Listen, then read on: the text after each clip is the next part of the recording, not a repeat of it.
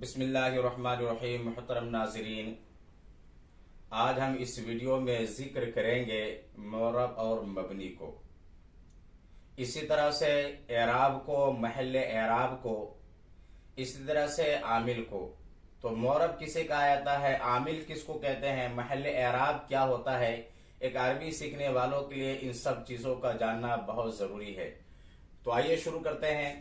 मैंने यहाँ पर लिखा है कि आखिरी हर्फ की हरकत बदलने और ना बदलने के एतबार से कलिमे की दो किस्में हैं। नंबर 1 मोरब, नंबर 2 मबनी।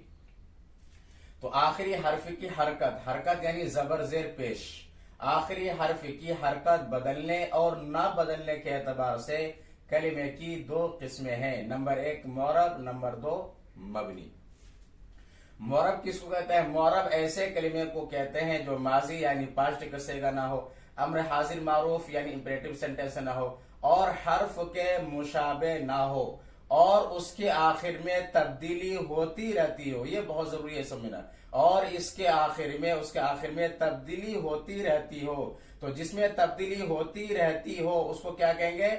मोरब कहेंगे। तो मोरब ऐसे कलिमे को कहते हैं जो माजी, अम्र हाजिर मारूफ और हर्फ के मुशाबे ना हो और उसके आखिर में तब्दीली होती रहती हो। उसके बाद मैंने लिखा है मोरब को इस्म मुतमक्किन भी कहते हैं। मोरब को इस्म मुतमक्किन भी कहते हैं, यानी मोरब का दूसरा नाम जो है इस्म मुतमक्किन है।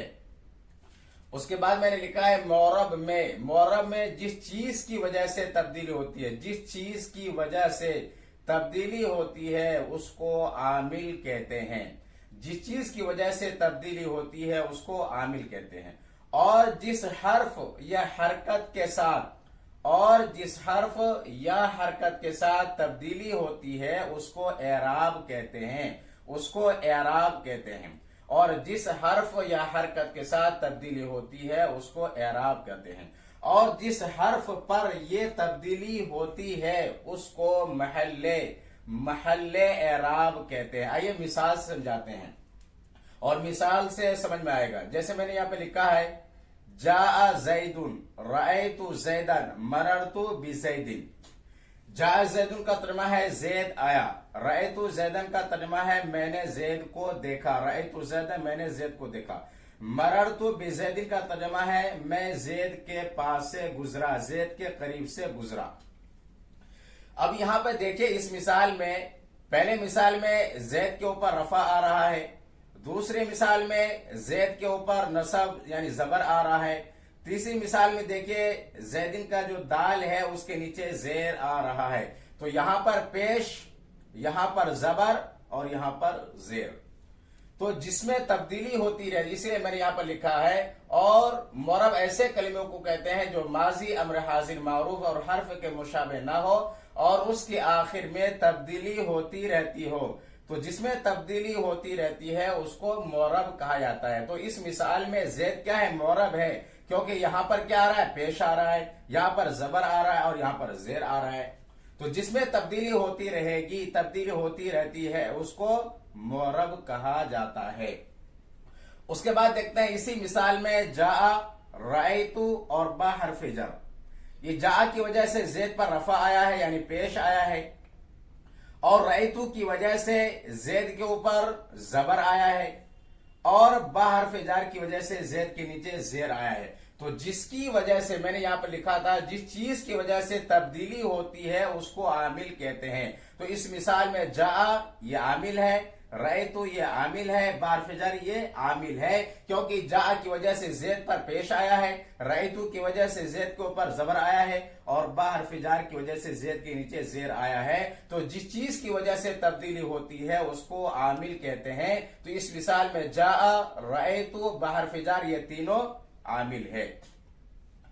उसके बाद देखिए जेद के ऊपर पेश, जेद के ऊपर जबर और यहां पर जेद के नीचे जेर, और जेद पर जो पेश जबर जेर आया है ये एराब है।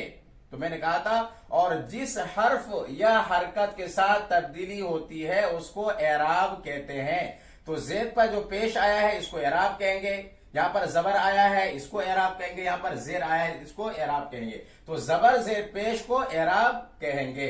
तो मैंने लिखा है कि और जिस हर्फ या हरकत के साथ, या हर्फ में तब्दीली हो या जबर जेर पेश में तब्दीली हो, और जिस हर्फ या हरकत के साथ तब्दीली होती है उसको एराब कहते हैं। और जिस हर्फ पर यह तब्दीली होती है उसको महल्ले एराब कहते हैं। तो इस मिसाल में दाल के ऊपर तब्दीली हो रही है,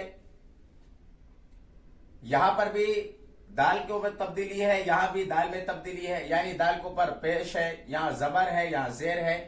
तो इस आखिरी हर्फ को महल्ले एराब कहेंगे।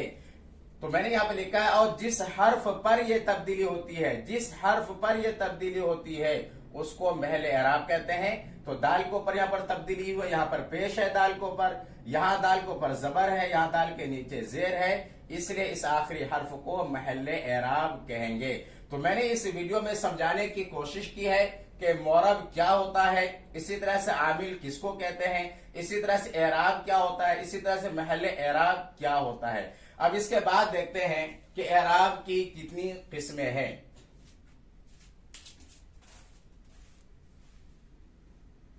एराब की दो किस्में हैं, नंबर 1 लफ्जी और नंबर 2 तकदीरी। क्या होता है ये एराब लफ्जी और क्या होता है ये एराब तकदीरी, आइए समझाते हैं। मैंने यहां पे लिखा है एराब लफ्जी। एराब लफ्जी ऐसे एराब को कहते हैं जिसका जुबान से तलफ्फुज किया जाए, जिसका जुबान से तलफ्फुज किया जाए, जिसको जुबान से बोला जाए, उसको एराब लफ्जी कहा जाता है। जैसे जा जैदुन, जा जैदुन का तर्जुमा है जैद आया।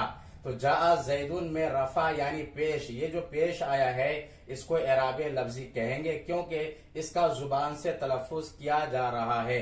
तो एराब लफ्जी ऐसे एराब को कहते हैं जिसका जुबान से तलफ्फुज किया जाए, जैसे जा जैदुन में रफा यानी पेश। दूसरा नंबर है एराब तकदीरी। एराब तकदीरी ऐसे एराब को कहते हैं जो पोशीदा हो, पोशीदा हो और उसका जुबान से तलफ्फुज ना किया जाए, उसको जुबान से ना बोला जाए। जैसे जाअल काजी, जाअल काजी का तर्जुमा है काजी आए या काजी साहब आए। देखिए जाअल काजी में जा फेल है, काजी का फाइल है। तो लफ्ज काजी जो इस्म है इसके ऊपर पेश आना चाहिए, लेकिन यहां पर पेश नहीं है, यहां के ऊपर क्या है, जेर है।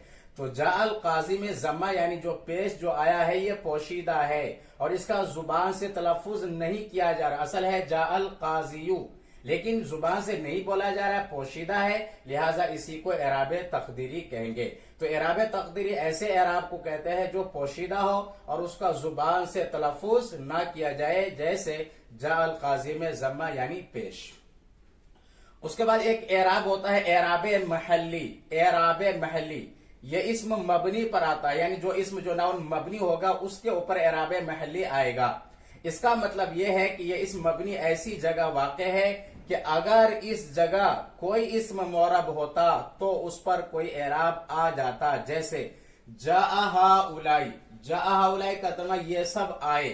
तो देखिए हाउलाई ये इस्म मबनी है और इसके ऊपर जो एराब है एराब महल्ली है। क्यों कि अगर इसकी जगह अगर कोई इस्म और होता, मसलन जैदुन, जा जैदुन, तो उसके ऊपर पेश आ जाता, लेकिन यहां पर इस्म मबनी है तो कोई एराब यहां पर जाहिर नहीं है।